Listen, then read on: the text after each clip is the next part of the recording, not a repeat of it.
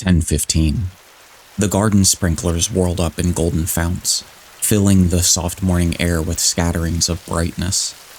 The water-pelted window panes running down the charred west side where the house had been burned, evenly free of its white paint. The entire west face of the house was black, save for 5 places. Here the silhouette in paint of a man mowing a lawn. Here, as in a photograph, a woman bent to pick flowers. Still farther over, their images burned on wood in one titanic instant. A small boy, hands flung into the air. Higher up, the image of a thrown ball, and opposite him a girl, hands raised to catch a ball, which never came down. The 5 spots of paint, the man, the woman, the children, the ball, remained. The rest was a thin charcoal layer. Appease our engagement overlords. Hit the like and subscribe button to bring me one step closer to taking over the galaxies. The story opens in the morning. A voice clock announces the time. Tick-tock, 7 o'clock.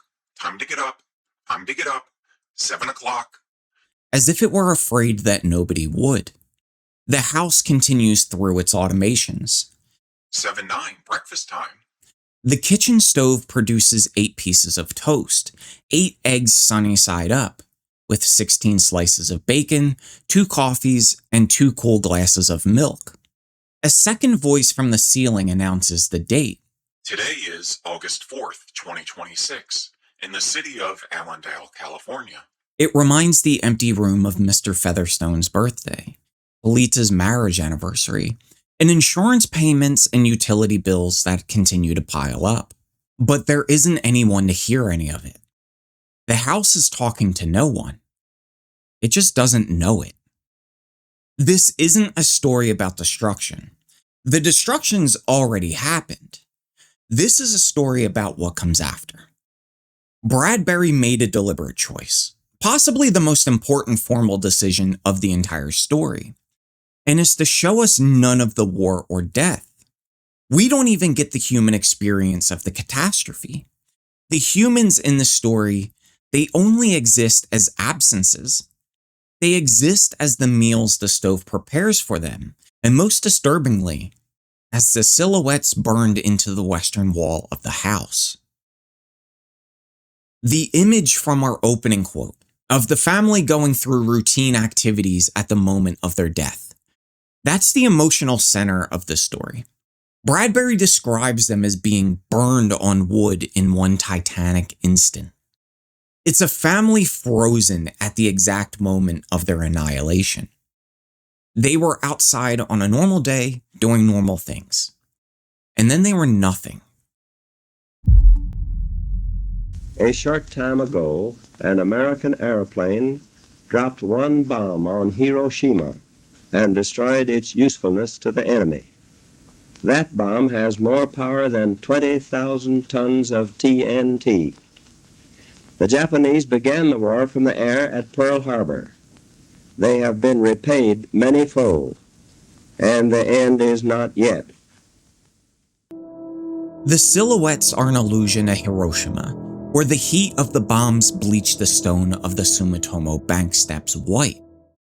A person was sitting on those steps when the bomb detonated, and their body absorbed the heat that would have otherwise hit the stone beneath them. And when it was over, the human shadow remained burned into the rock. The man that's mowing his lawn, and the girl reaching for a ball that never came down, they're the Hiroshima shadows given a family. At 8:30, the eggs shrivel and the toast turns to stone. An aluminum wedge scrapes them into the sink. Hot water whirls them away. The dirty dishes are washed and dried. Then at 9:15, tiny robot mice dart out of their warrens in the wall and clean the rooms, sucking up dust and kneading the rug nap. Then they pop back into their burrows and their pink electric eyes fade. The house is clean. This mechanical routine is unsettling in, quite frankly, a lot of ways. The house is performing as it's designed to, from feeding the family to cleaning the rooms and protecting the structure. The surrounding world, it may be a void, but this home operates as if nothing changed. It's sad and kind of disturbing. The house doesn't know the difference between a family eating breakfast and no one eating breakfast. The stove makes pancakes later in the day because the schedule calls for them. The absence of humans changes nothing for the machine. Bradbury's house is a system that serves with perfect obedience and no awareness at all. It's the ghost of domestic life continuing to perform itself after every member of the household is dead. The system simply doesn't know we're gone. At 10 o'clock, the sun comes out.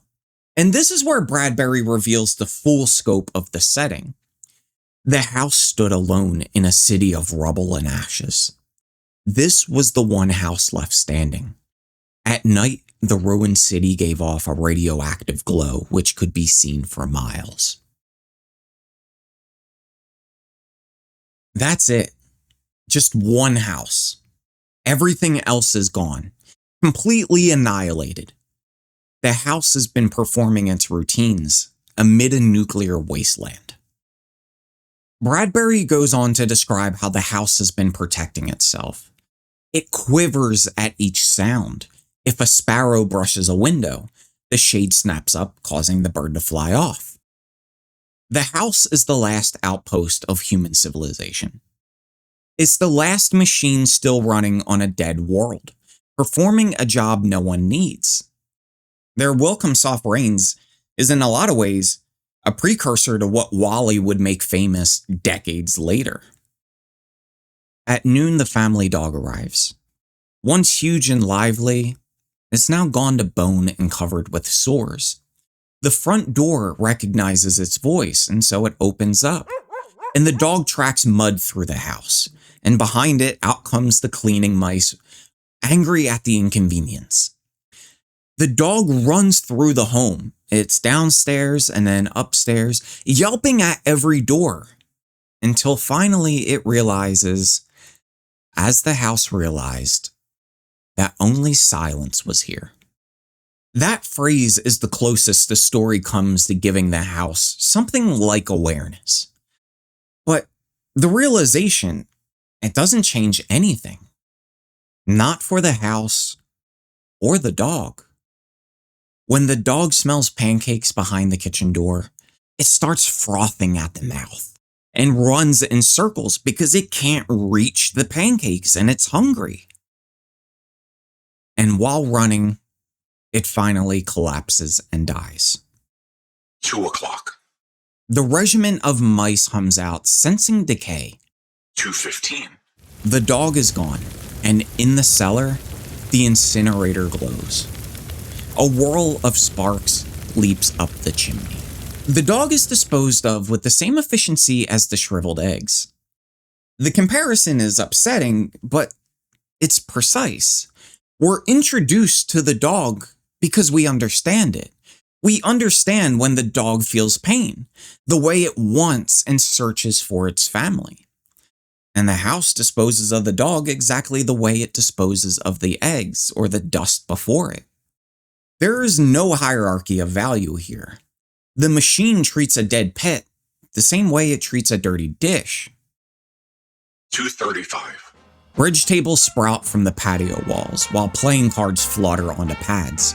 Martinis appear on an oaken bench with egg salad sandwiches. The music plays all the while in the background, but the tables and the cards go untouched. At 4 p.m., the tables fold back into the walls, and at 4:30, the nursery walls glow. Animals begin to take shape. Yellow giraffes, blue lions, pink antelopes, and lilac panthers. The nursery floor is woven to resemble a meadow. Over this ran aluminum roaches and iron crickets. Butterflies of delicate red tissue wavered in the air. It's the children's hour. Outside of the house is a dead world filled with rubble and ash and a radioactive glow for miles. Whatever real animals once lived out there, they're presumably as gone as the family. So these painted giraffes and lions, they may be the only giraffes and lions left, just as a drawing of a dodo is all we have of the dodo. The nursery once showed children the animal kingdom. Now this wall stands as a memorial to it, just as the children are a memorial on the side of the house. And then at 9:05, a voice speaks from the study ceiling. Mrs. McClellan, which poem would you like this evening? Since you express no preference, I shall select a poem at random. Sara Teasdale, as I recall, your favorite. There will come soft rains and the smell of the ground, and swallows circling with their shimmering sound, and frogs in the pool singing at night, and wild plum trees in tremulous white. Robins will wear their feathery fire, whistling their whims on a low fence wire, and not one will know of the war, not one will care at last when it is done. Not one would mind, neither bird nor tree, if mankind perished utterly. And spring herself, when she woke at dawn, would scarcely know that we were gone. Sara Teasdale wrote that poem in 1920 after World War I. She wrote it decades before nuclear weapons existed. Back when mankind perished utterly was a poetic flourish and not something a single afternoon could actually accomplish. She was writing about the natural world's absolute indifference to human suffering. The rains will come and the birds will sing. As if humanity were to disappear completely, the world would scarcely notice. And the bomb is only one way out. The same indifference holds whether we burn the world in an afternoon or warm it past saving over a century. Nature outlasts us either way. Teasdale died by suicide 13 years before Hiroshima, and mass extinction becoming a real possibility with the drop of a bomb.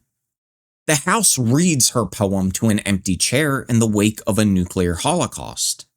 It's a poem of a woman who made a choice about being here, read by a machine to a family that didn't have a choice. Bradbury takes that poem, written after one world war, and places it inside an automated house, 30 years after a second world war, at the dawn of the nuclear age. He has the house read it aloud to a dead woman's empty chair, and the poem turns out to be true. From what we're told, humanity has perished utterly. The soft rains are still falling, and nature doesn't care. But there is a layer Teasdale couldn't have anticipated. It isn't just nature that carries on without us, but also our own technology. The machines we built to serve us, they also haven't noticed we're gone. And then at 10 o'clock, the house begins to die. The wind blows, causing a tree branch to come crashing through the kitchen window. Cleaning solvent shatters over the stove, setting the room ablaze in an instant. Fire! The house lights flash and water pumps shoot from the ceilings, but the solvent spreads under the kitchen door. Fire! Fire! Fire! The house fights back. Doors slam shut. Water rats squeak from the walls, pistol their water, and run for more. Wall sprays let down showers of mechanical rain. Reinforcements arrive from attic trapdoors, gushing green chemicals, and the fire backs off, as even an elephant must at the sight of a dead snake. But the fire is clever, and it sends flames outside, up through the attic to the pumps, where an explosion occurs. The attic brain is shattered into bronze shrapnel. The house shuddered, oak bone on bone, its bared skeleton cringing from the heat. Its wire, its nerves revealed as if a surgeon had torn the skin off to let the red veins and capillaries quiver in the scalded air. The voices wail. Fire! Fire! Run! Run! Like a tragic nursery rhyme. A dozen voices, high, low, like children dying in a forest, alone, alone. Fire. Fire. Fire. In the nursery, the jungle burns. Blue lions roar. Purple giraffes bound off. 10 million animals run before the fire and vanish toward a distant steaming river. 10 more voices die. In the last instant, other choruses can be heard announcing time, cutting the lawn by remote control and slamming the front door open and shut. A scene of manic confusion, yet unity. Singing, screaming, a few last cleaning mice darting bravely out to carry the horrid ashes away. The one voice, with sublime disregard for the situation, reads poetry aloud in the fiery study until all the film spools burn and all the wires wither and the circuits crack. After surviving the war, the house succumbs to a branch and some cleaning solvent. It's sad in a way.